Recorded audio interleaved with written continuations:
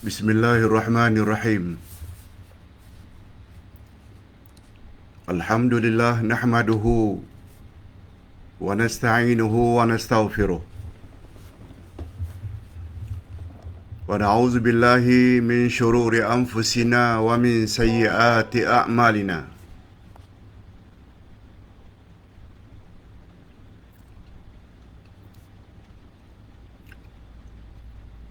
Asyhadu an la ilaha illallah wahdahu la syarika lah. Wa asyhadu anna Muhammadan abduhu wa rasuluh la nabiyya ba'da. Allahumma salli wa sallim ala nabiyyina Muhammad wa ala alihi wa sahbihi ajma'in, amma ba'd. Hadirin dan hadirat serta para pemirsa yang saya hormati, Assalamualaikum warahmatullahi wabarakatuh. Alhamdulillah, setelah kita bercuti lebih dari 1 bulan sejak pertengahan Ramadan, hari ini kita mula balik kuliah duha kita hari Rabu 8 April bersamaan dengan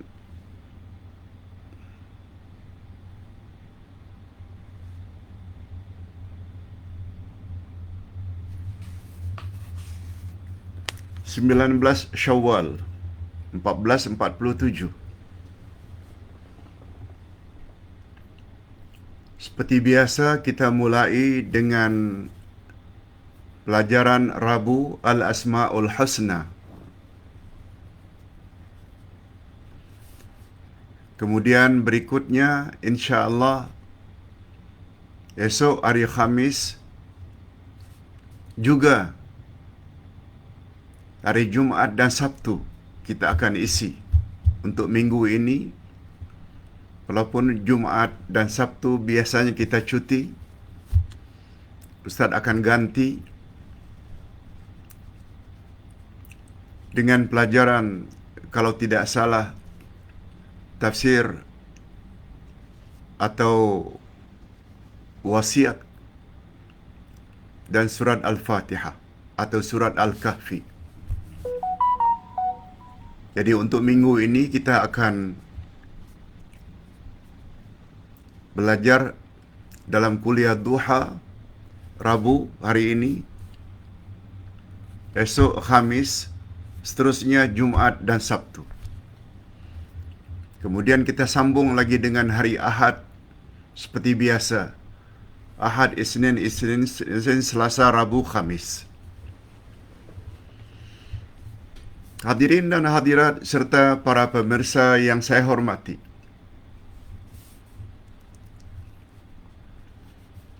syukur Alhamdulillah berkat doa semua, Ustaz sampai dari Batam, Indonesia semalam petang, lebih kurang jam 5:15 petang. Dan hari ini kita dapat mula dengan subjek Al-Asma'ul Husna dengan topik khas nama Allah Al-Qayyum. Nama Allah Al-Qayyum.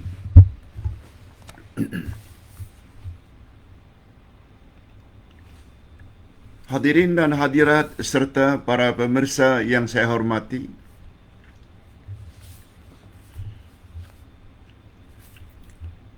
Al-Qayyum ini selalu disebut oleh Allah dalam Al-Quran atau di dalam hadis atau di dalam doa Nabi. Setelah nama Allah Al-Hayyu,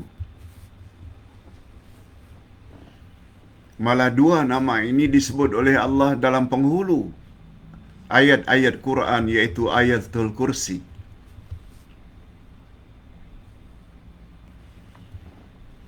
Dua nama Allah ini disebut dalam Ayatul Kursi, menandakan Dua nama Allah ini sangat-sangat penting. Sehingga ada ulama yang mengatakan, kalau dua nama ini kita miliki, kita ketahui, seolah-olah kita mengetahui semua al-asma'ul husna. Allahu Akbar. Nanti kita akan sebut sebabnya, mengapa. Sekarang kita fokus kepada nama Allah Al-Qayyum. Pertama-tama, untuk membuat kita menjadi yakin, kita mesti tahu apakah nama Allah ini disebut dalam Quran atau dalam hadis. Sebab rujukan atau referensi tentang nama-nama Allah dari dua sumber saja, Quran dan hadis Nabi yang sahih. Sebab nama Allah tidak boleh direka-reka oleh manusia. Tak boleh. Oleh sebab itu, bila Quran sebut, hadis Nabi yang sahih sebut tentang nama Allah Al-Qayyum, membuat kita tidak ragu lagi. Membuat kita sungguh-sungguh yakin. Sebagaimana firman Allah pada ayat 2 surat Al-Baqarah. A'udzubillahi minasyaitanirrajim. Zalikal kitabu la raiba fi hudal lil muttaqin. Inilah kitab Al-Quran, tidak ada sedikit pun keraguan di dalamnya. Pedoman bagi orang-orang yang bertakwa.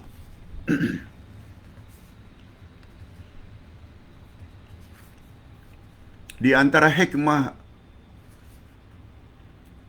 ayat itu disebut pada awal Quran, supaya para pembaca Al-Quran jangan ragu-ragu lagi terhadap kandungan Al-Quran. Itu sebabnya Al-Quran diawali dengan ayat tersebut. Inilah kitab Al-Quran, tidak ada sedikit pun keraguan di dalamnya.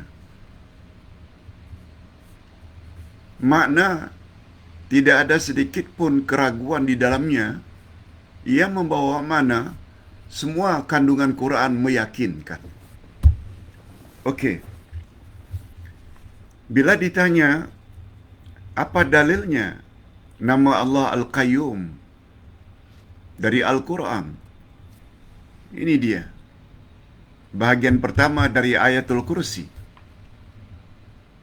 Allahu la ilaha illa huwal hayyul qayyum. Allah, tidak ada Tuhan yang berhak disembah melainkan Dia yang maha hidup lagi mengurus makhluk terus-menerus tanpa henti. Jadi tidak ragu apa lagi. Allah dah sebut. Allah juga sebut pada ayat yang lain, surat Taha, ayat 111. Wa'anatil wujuhu lil hayyil qayyum wa qad khaba man hamala zulma. Dan tunduklah semua muka dengan merendah diri kepada Tuhan yang hidup kekal abadi, lagi senantiasa mengurus makhluknya. Dan sesungguhnya telah merugilah orang-orang yang melakukan kezaliman.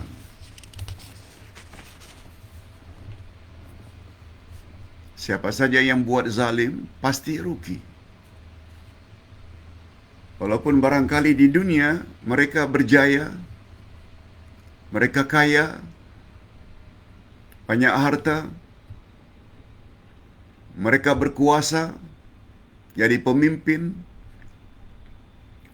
tapi bila zalim, pasti rugi. Tidak di dunia, di akhirat pasti rugi. Itu maknanya, وَقَدْ خَابَ مَنْ حَمَلَ zulma. Sesungguhnya telah merugilah orang-orang yang melakukan kezaliman. Nabi Muhammad sallallahu alaihi wasallam sebut, Az-zulmu salasa.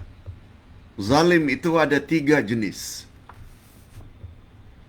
Zalim yang pertama, zalim yang Allah tidak akan ampun, iaitu syirik. Sebagaimana firman Allah pada ayat 48 An-Nisa, Inna Allah la yaghfiru an yushraka bih. Sesungguhnya Allah tidak akan ampun dosa-dosa syirik. Zalim yang kedua, dosa kepada Allah selain syirik. Berjudi, minum arak, berzina. Itu semuanya kabair, dosa-dosa besar kepada Allah. Tapi bukan syirik. Dan Allah sebut dalam Al-Quran pada ayat yang sama, 48 An-Nisa, wa yaghfiru ma duna dzalika liman yasha. Dan Allah akan ampun siapa yang Dia kehendaki bila mereka melakukan dosa itu selain syirik. Dan zalim yang ketiga, Allah berlepas diri daripadanya, iaitu dosa manusia kepada sesama manusia. Itu sebabnya syarat taubat diterima oleh Allah bila dosa kita kepada sesama manusia. Kita mesti minta maaf kepada orang yang kita berdosa kepadanya. Itu maksudnya Allah berlepas diri daripadanya. Okey. Sekarang kita berpindah kepada makna Al-Qayyum.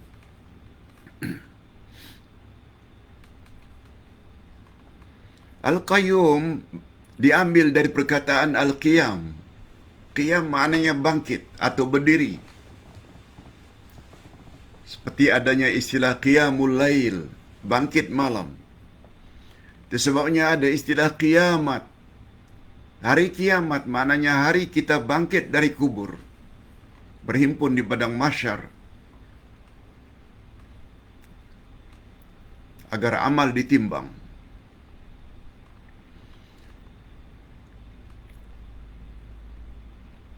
Adapun nama Allah Al-Qayyum,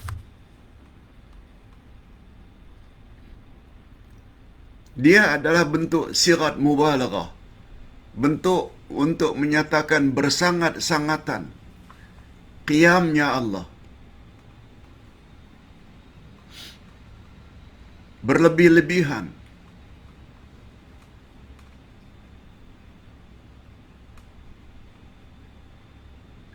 Sedangkan sifat yang terdapat di dalam Al-Qayyum, iaitu qiyamuhu binafsih, Allah berdiri dengan sendirinya.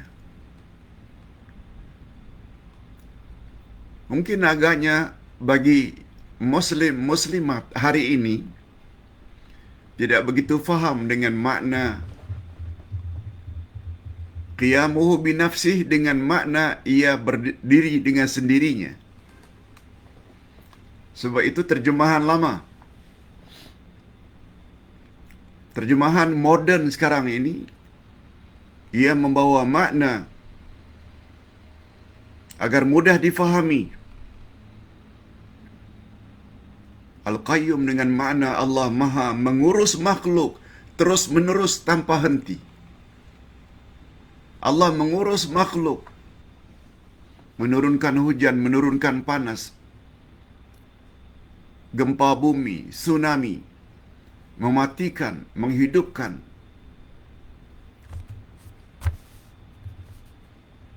Apa yang di langit dan apa yang di bumi, dan apa yang terdapat di antara langit dan bumi, semuanya Allah yang urus sendiri. Tidak perlu kepada bantuan yang lain. Itu makna qiyamuhu binafsi. Allah mengurus segala-galanya dengan sendirinya tanpa memerlukan bantuan pihak lain. Allahu Akbar. Jadi macam mana kita tak takut kepada Allah? Dia boleh panjangkan umur kita, dia boleh pendekkan umur kita, dia boleh beri sakit, dia boleh sembuhkan sakit kita. Kaya macam mana pun anda, harta yang banyak, Allah Subhanahu wa taala boleh fakirkan, bankrupt anytime. Fakir dan miskin macam mana pun, kalau Allah berkehendak, Allah boleh kayakan. Hebat macam mana pun awak sebagai penguasa, Allah Subhanahu wa taala boleh akhiri kekuasaanmu bila-bila masa. Tak ada arti orang yang boleh berkuasa 2, 3, 4, 5 penggal. 5 penggal, kalau kali 5 jadi 25 tahun. Tak ada arti bagi Allah. Sebab zaman dahulu Namrud, Firaun berkuasa sampai ratusan tahun. Coba lihat bagaimana berakhirnya nasib mereka.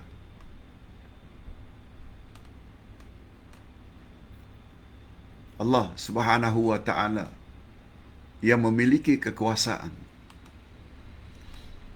dia boleh beri kepada siapa yang dia kehendaki, dan dia boleh tarik dari siapa yang dia kehendaki.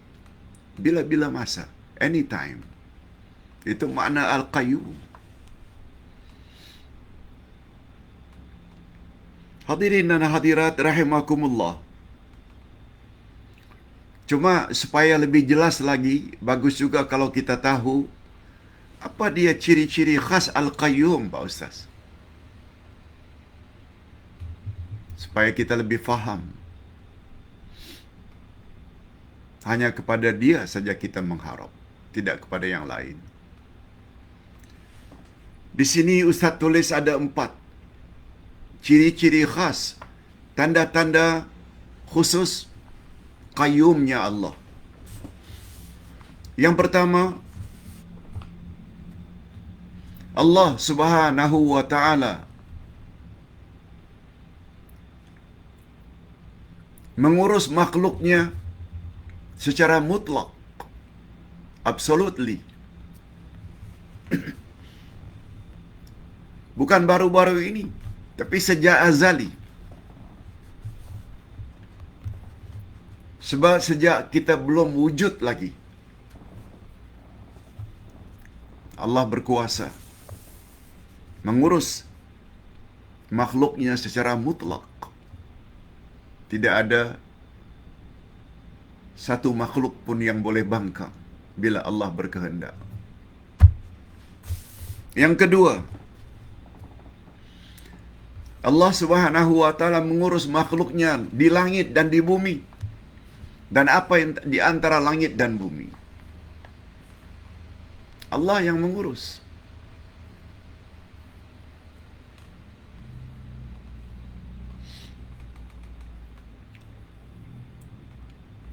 Semua kita adalah fakir, fuqara. Fuqara maknanya fakir.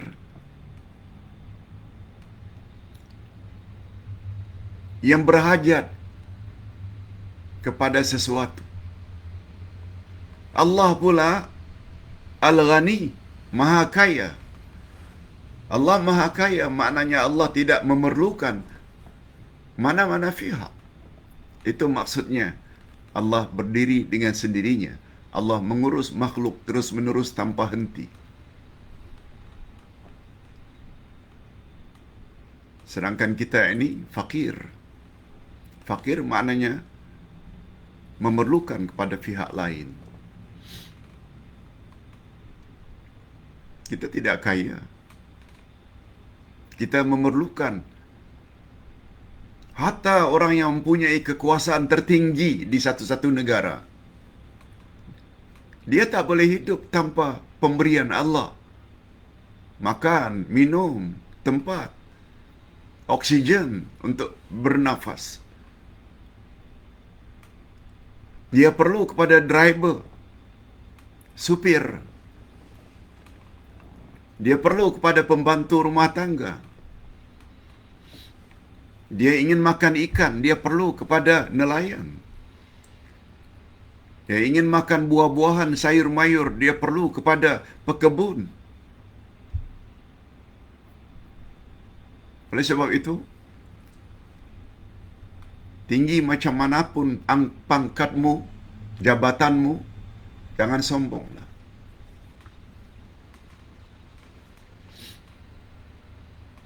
Yang layak bersikap sombong hanya Allah saja, kalau Allah mau. Sebab Allah Maha Sempurna. Itu sebabnya salah satu daripada nama Allah Al-Mutakabbir, Allah yang maha besar, Allah yang maha sombong, Allah yang maha takabbur. Allah layak memiliki nama tersebut. Sebab Allah memang maha berkuasa. Dia boleh buat apa yang dia kehendaki. Ciri-ciri yang ketiga, Allah Subhanahu wa taala mengurus makhluknya dalam semua keadaan.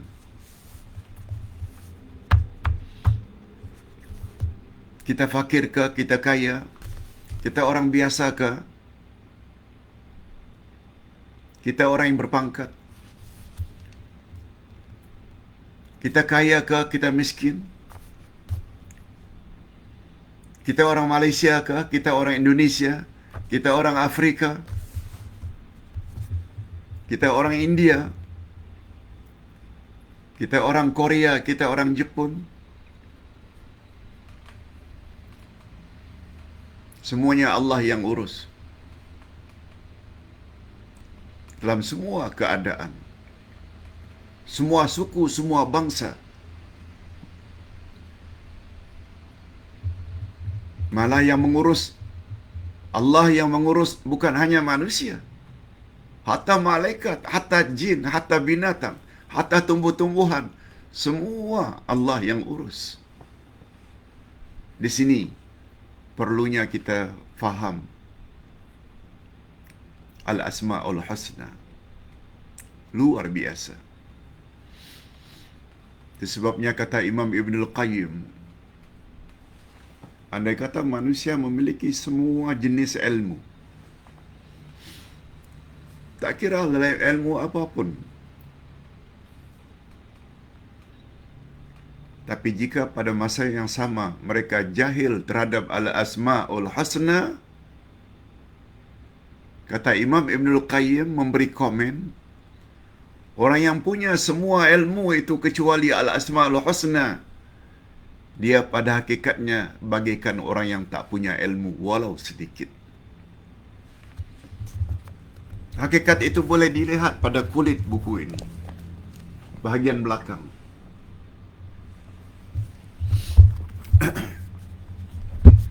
Yang keempat, ciri-ciri nama Allah Al-Qayyum.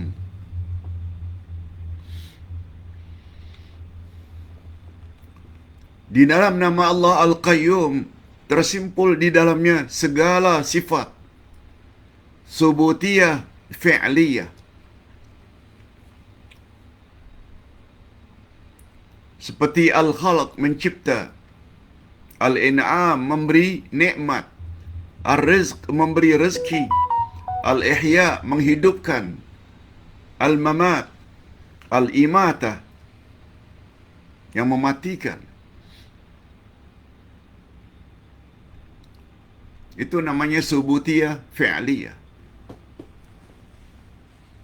Sebagaimana kita sama-sama maklum, Ustaz dah jelaskan berkali-kali, pada garis besarnya sifat Allah dua saja. Subutiyah dan salbiyah. Subutiyah ni sifat-sifat kesempurnaan. Allah Maha hidup. Allah mengurus makhluk terus-menerus. Allah Maha pencipta. Allah Maha berkuasa. Allah Maha memiliki. Itu subutiyah. Sifat yang kedua, salbiyah. Allah menafikan daripadanya segala sifat kekurangan.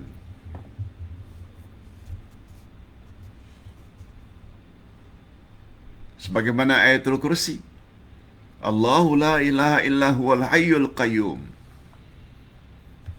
Allah tidak ada Tuhan yang berhak disembah melainkan Dia yang maha hidup lagi mengurus makhluk terus-menerus. Ini subutiyah. Kemudian disusuli dengan salbiyah. La ta'khuzuhu sinatu wala naum. Dia tidak ngantuk dan tidak tidur. Tidak ngantuk. Itu salbiyah. Allah menidakkan dari dia sifat ngantuk. Wala naum. Allah menafikan, menidakkan sifat tidur bagi Allah. Itu namanya salbiyah. Subutiyah pula terbagi dua. Ada subutiyah zatiyah, ada subutiyah fi'liyah.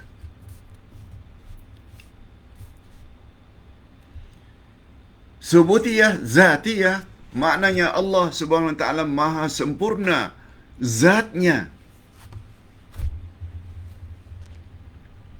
Dia maha hidup.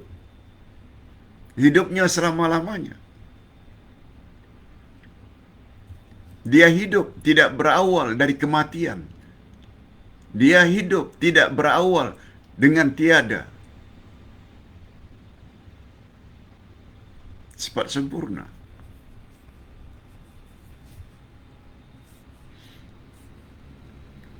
Dia hidup tidak memerlukan kehendak. Sebab dia hidup senantiasa. Yes. Bila sifat kesempurnaan itu senantiasa pada sisi Allah,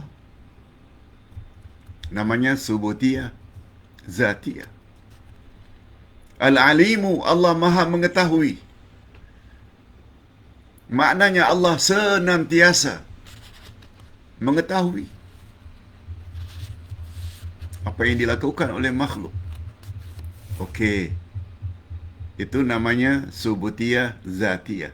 Subutiyah fi'liyah maknanya sifat kesempurnaan bagi Allah atas dasar kehendak Allah.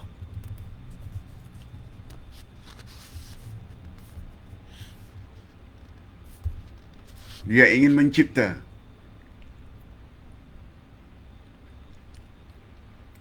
Seseorang itu sempurna anggotanya. Seseorang itu cacat anggotanya.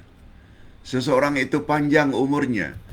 Seseorang itu pendek umurnya. Semua itu atas sifat kesempurnaan Allah berdasarkan kehendaknya. Oleh sebab itu kembali kepada Al-Hayyu dan Al-Qayyum.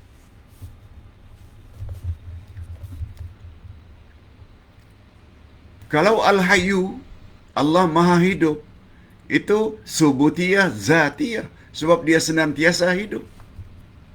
Dan dia tidak mati. La yamut. Tetapi dia mengurus makhluk. Sifat sempurna juga. Tapi fi'liyah. Berdasarkan kehendaknya.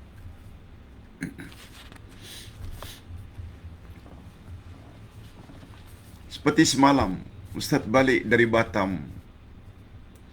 Ferry dari Batam ke Singapura dilanda ombak yang sangat besar.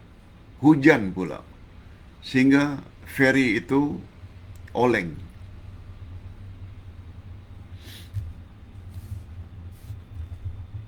Banyak passenger yang panik. Khasnya Ustaz akhirnya sampai ke Setulang Laut, Johor.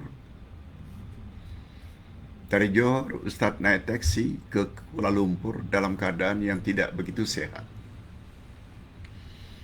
Sampai saja di rumah jam 5:15, dengan takdir Allah, dengan bantuan Allah, Ustaz muntah. Banyak muntahnya. Setelah muntah, baru lega.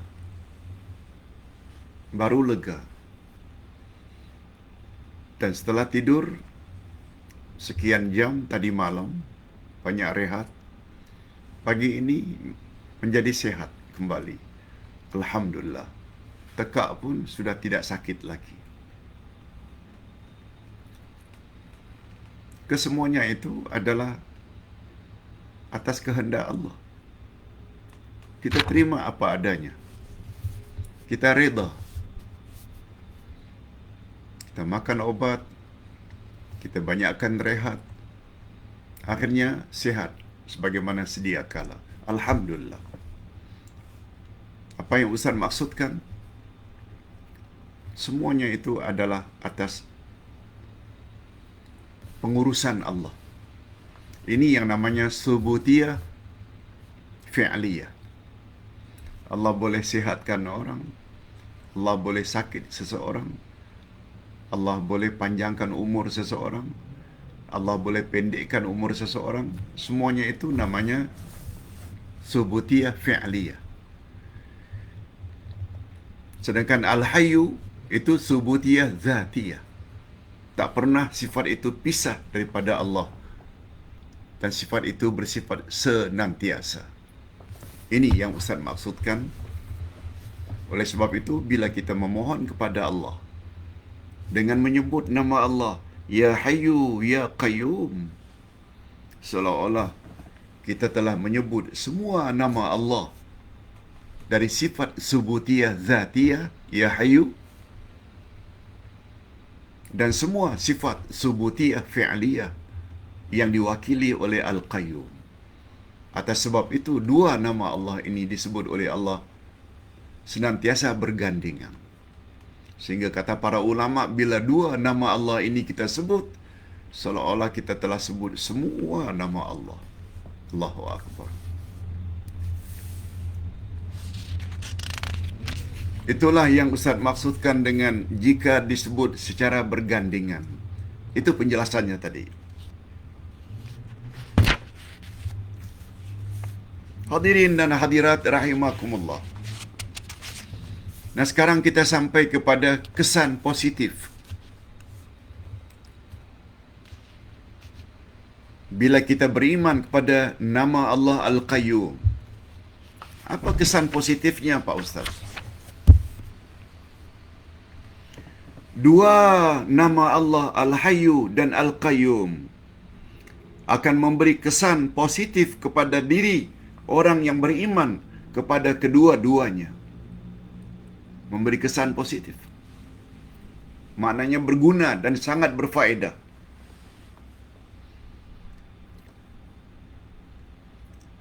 Sila hadirin dan hadirat periksa ke dalam diri masing-masing.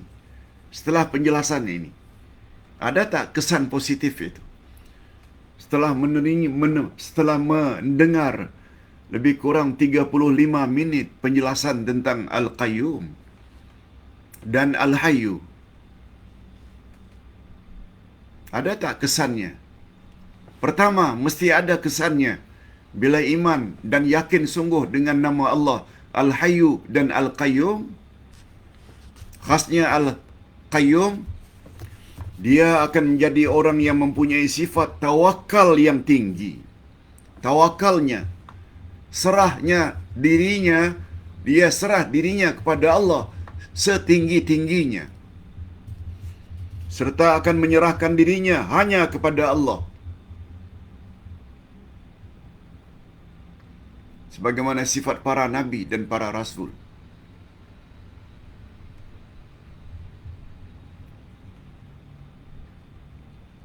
Tawakalnya tinggi kepada Allah.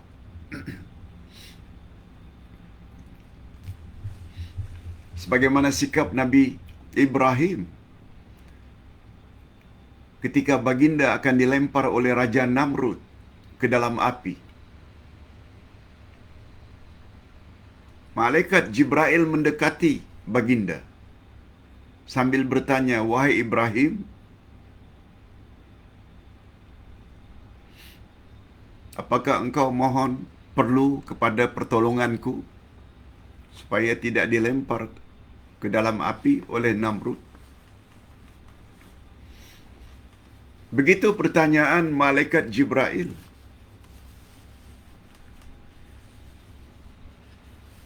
Coba dengar apa jawaban Nabi Ibrahim. Menunjukkan tawakalnya begitu tinggi kepada Allah. Apa kata Nabi Ibrahim? "Wahai Jibril, mengapa aku mesti minta pertolongan kepadamu? Aku makhluk, engkau juga makhluk. Aku akan serahkan diriku hanya kepada Allah yang Maha Berkuasa." Lalu beliau pun baca zikir Hasbi Allah wa ni'mal wakil, ni'mal maula wa ni'mal nasir. Cukuplah Allah sebagai pelindungku. Cukuplah Allah yang akan memelihara aku. Dan Allah adalah sebaik-baik pemberi nikmat. Ni'mal maula wa ni'mal nasir. Allah adalah setinggi-tinggi penguasa. Itu jawaban Nabi Ibrahim. Itu sebabnya kita apabila dalam kesusahan, kita digalakkan sangat membaca doa itu atau zikir itu. Hasbi Allah wa ni'mal wakil. Hasbunallah juga boleh kalau untuk kami. Ni'mal maula wa ni'mal nasir. Akhirnya memang beliau dilempar. Baginda dilempar ke dalam api.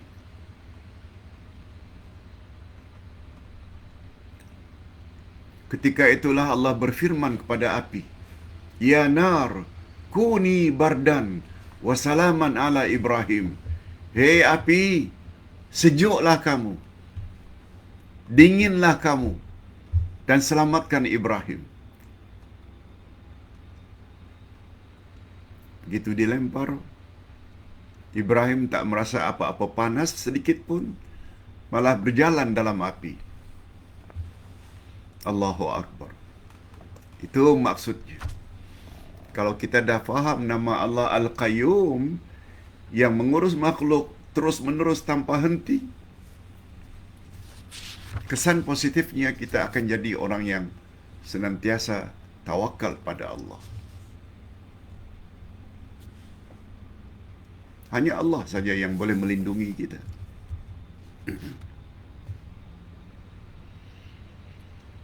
Sama ada secara zahir dan batin, dan apa yang diharapkan atau perkara yang tidak ditakuti, terhadap apa yang dia takuti. Kita perlu nikmat daripada Allah. Kita juga memerlukan perlindungan daripada Allah dari segala sesuatu yang boleh menyakiti kita.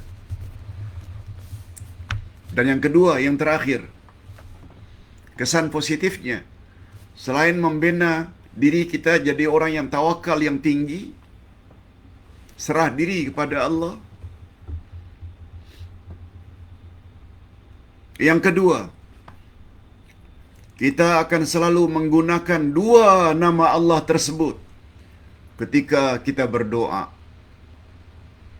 Dan doa yang diawali dengan menyebut dua nama ini, Ya Hayyu Ya Qayyum, akan segera diperkenankan oleh Allah Subhanahu wa taala. Sebagaimana sabda Nabi, apabila kamu rungsing, apabila kamu sedih, apabila kamu resah, tension, banyak-banyaklah kamu membaca Ya Hayyu Ya Qayyum birahmatika astaghith. Tertera di dalam buku ini, muka surat 132. Ya Hayyu Ya Qayyum, Wahai Allah yang maha hidup, lagi mengurus makhluk terus menerus, birahmatika, dengan berkat rahmatmu, aku mohon dilindungi. Aku mohon pertolonganmu. Aku mohon dilindungi dari segala perkara-perkara yang tidak aku ingini. Ulang selalu. InsyaAllah rasa sedih, gundah, rungsing akan segera hilang. Amalkan. Ya Hayyu, Ya Qayyum, birahmatika astaghith. Hadirin dan hadirat, demikian penjelasan tentang nama Allah Al-Qayyum. Berikut